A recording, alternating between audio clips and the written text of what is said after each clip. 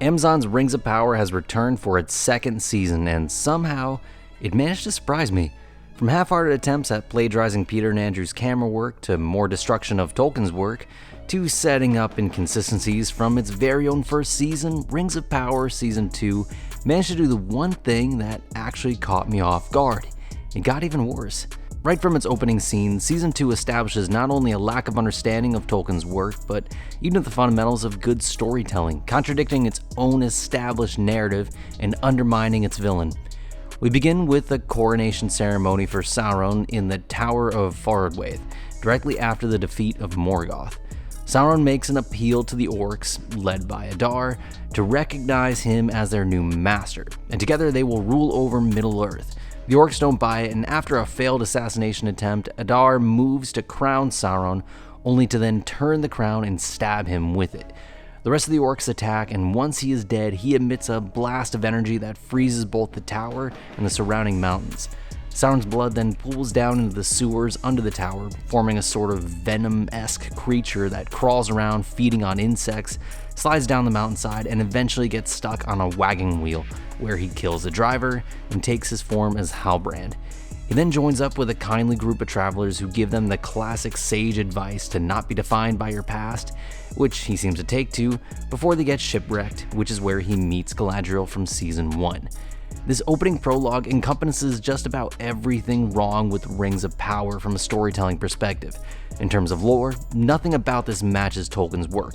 Sauron's body was destroyed 3 times, first at the destruction of Numenor, and then during the events of The Lord of the Rings. In each of these times, there were high consequences for his bodily death. He's a Maiar, a powerful being far beyond just a mortal, but even for creatures like this, in Tolkien's world, death still has repercussions.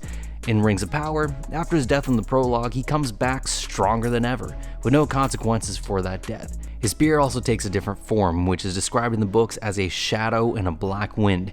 Here it's shown as a puddle of goo, and more like the Venom symbiote from Spider-Man, which visually is not only a contradiction, but flat out looks pathetic and unthreatening.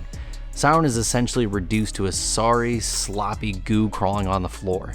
His betrayal also runs in contrast to what is written about him, as he commanded massive armies of orcs and they were all loyal to him. But let's move aside from the lore, since this entire series can just be explained away as a sort of in-between-the-pages kind of story. Purely from a storytelling perspective, everything about this prologue is exactly the opposite of what you want to do for your villain. Whether it's fantasy, sci-fi, drama, whatever the genre, you want to elevate your villains as much as possible to show the level of threat they pose to your heroes. Either by comedy, weakness, or challenge to authority, any attempt to diminish the power of the villain in the story diminishes their impact on the story and makes for a weaker narrative with less at stake. The stronger the villain, the greater the challenge for the hero. In this opening scene, he fails to gain the trust of orcs, who challenge him openly, call him a liar, is easily overpowered, and slinks away in defeat. Beyond the fact that Sauron is supposed to be the ultimate villain, setting out to conquer and destroy all of Middle-earth, it's just a poor way to introduce any antagonist who should be feared or taken seriously. Everything about the opening scene also runs in direct contrast to what Rings of Power had previously established. In Season 1, Sauron commanded legions of orcs after the fall of Morgoth from his fortress in Fardwaith, and Galadriel had been hunting him for centuries when she came across the now iced-over fortress. Season 2 now shows the orcs never working with him, and Sauron's mark from Season 1 actually belongs to Adar. Then only by the orcs' betrayal did the fortress turn to ice, which Sauron quickly escaped and seemingly almost immediately then turns into Halbrand and met Galadriel. So what's the timeline? Was she hunting him for centuries while he crawled around as goo, or did all of this take place overnight? Was Season 1 supposed to be a flash forward? Why was Galadriel hunting him if he didn't have an army or influence? None of it follows any logical consistency and only undermines everything even the show itself had already established. In just its first scene, Rings of Power has set the tone for Season 2, bringing a whole new level of incoherence to the small screen.